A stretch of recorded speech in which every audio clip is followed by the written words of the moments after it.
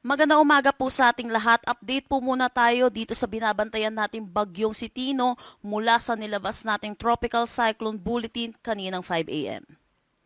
So itong si Bagyong Tino ay nananatili sa typhoon category at ito'y huling namataan over the coastal waters ng San Francisco, Cebu.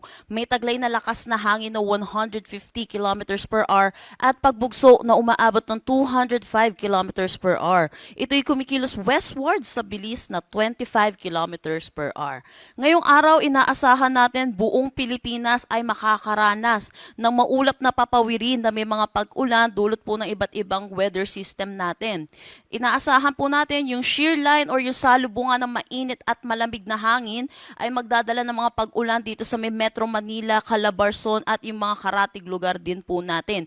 Hindi po bagyo ang nagpapaulan po ngayong araw dito po sa atin sa Metro Manila. Meron din tayong northeast monsoon na umiiral dito sa may Northern Luzon at inaasahan din natin posible rin itong magdala ng mga kalat-kalat na pag-ulan.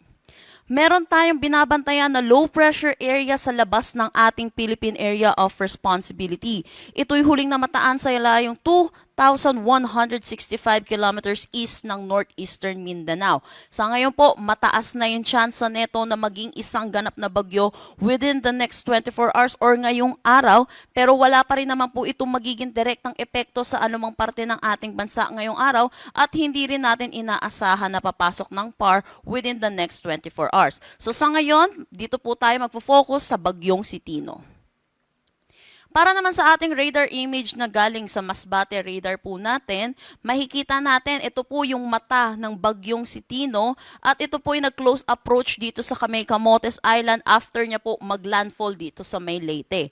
At dito sa ating image na ito ay patungo ito dito sa may Cebu kaya pagtala tayo ng pangalawang landfall niya kaninang 5:10 a.m. dito sa may Bourbon, Cebu. At sa ngayon, patuloy po itong nagtra-traverse or tumatawid ng ating kalupaan, lalo na po dito po sa may Negros Island region, pati na rin dito sa may Western Visayas. So iba yung pag-iingat po sa ating mga kababayan at tumutok po tayo lagi sa mga updates ng nilalabas ng Pag-asa.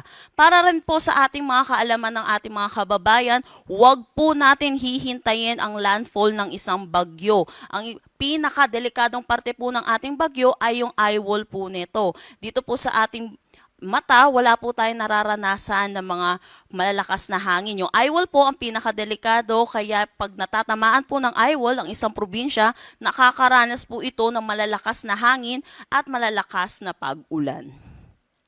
Para naman sa magiging track netong si Bagyong Tino, gayon pa rin, inaasahan pa rin natin typhoon category itong tatawid ng ating kalupaan at inaasahan nga po natin, posible itong tumatawid na ito habang ngayon dito sa may Negros Island region, pati na rin dito sa may Western Visayas. Inaasahan natin ito'y tatawid ng Kabisayaan patungo ng Northern Palawan at lalabas na rin ng ating kalupaan by Wednesday, November 5 to 2 p.m. Inaasahan din po natin lalabas ito ng PAR madaling araw ng November 6 or Thursday.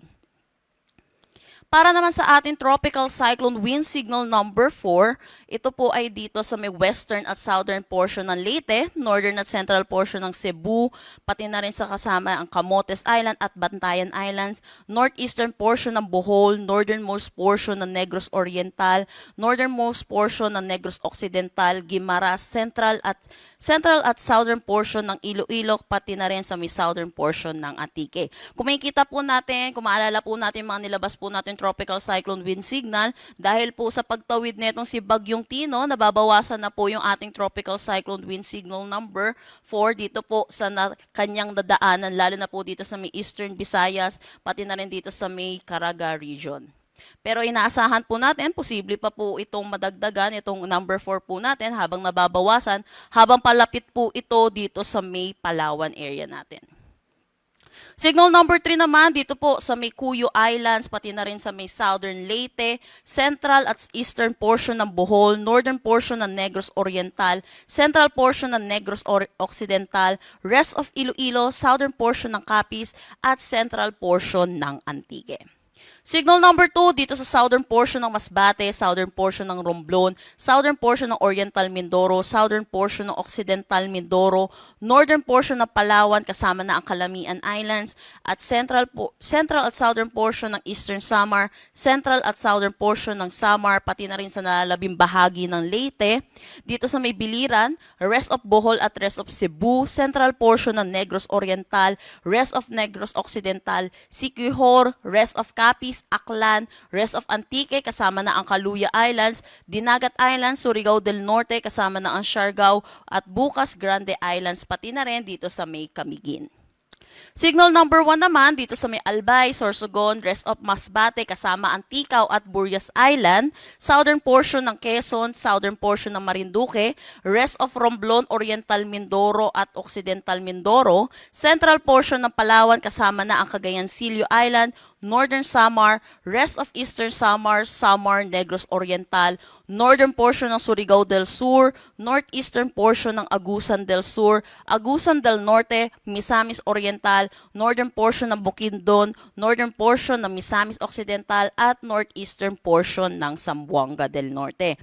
So inaasahan po natin under itong mga areas natin ng under na tropical cyclone wind signal, makakaranas po sila ng malalakas na bugso ng hangin. Pero ano po ba yung magiging paulan na dulot naman neto ni Tino habang papalayo po ito dito po kung saan po siya naglandfall sa may Leyte, nababawasan na rin po yung na-expect natin mga pag-ulan, pero inaasahan pa rin po natin mataas pa rin po ang 100 to 200 millimeters of rain, lalo na po dito sa may northern Samar, Samar, eastern Samar, Sorsogon, Masbate, Biliran, Leyte, southern Leyte, Dinagat Island, Surigao del Norte, Bohol, Cebu, Negros Oriental, Siquijor, pati na rin sa may Romblon. Ito po yung kanyang ayon sa magiging track po niya, patawid po siya, kaya yung ating above 200 millimeters of rain ay nalipat na po dito sa may Aklan, Antique, Capiz, Iloilo, Guimaras, Negros Occidental at Negros Oriental. So iba yung pag-iingat po para sa ating mga kababayan dahil naasahan po natin yung mga pagguho ng lupa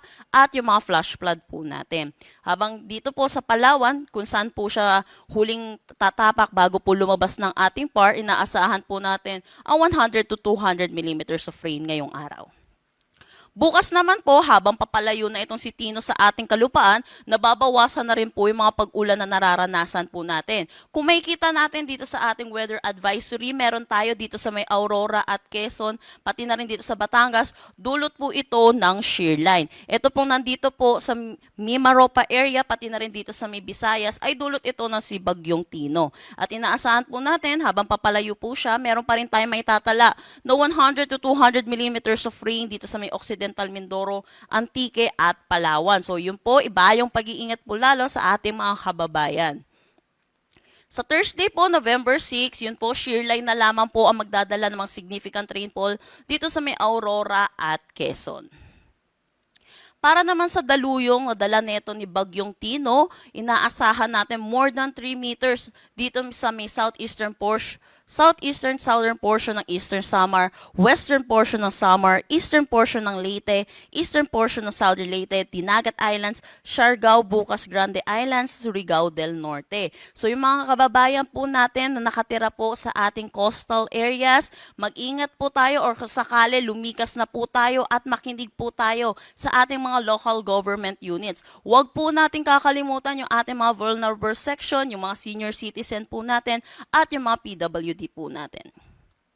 Sa ngayon, meron pa rin tayong nakataas na gale warning dito sa buong Visayas natin at ilang bahagi ng Bicol region, gayon din dito naman sa may Cagayan. Ito po sa Cagayan, dulot ito ng bugso ng northeast monsoon at dito naman sa may Bicol region at Visayas, dulot ito ng bagyong si Tino. Iba yung pag-iingat po para sa ating mga kababayan, mangingisda at may mga sasakyan malit pandagat. Huwag po muna tayong pumalaot dito po sa mga nasabi po nating seaboards. At yan po muna ang latest dito sa bagyong si Tino. Next update po natin mamaya 8 p.m. Para sa karagdagang impormasyon, bisitahin ang aming mga social media pages at ang aming website pag-asa.dost.gov.ph. At yan po muna ang latest dito sa Pag-asa Weather Forecasting Center. Chanel Dominguez po at magandang umaga.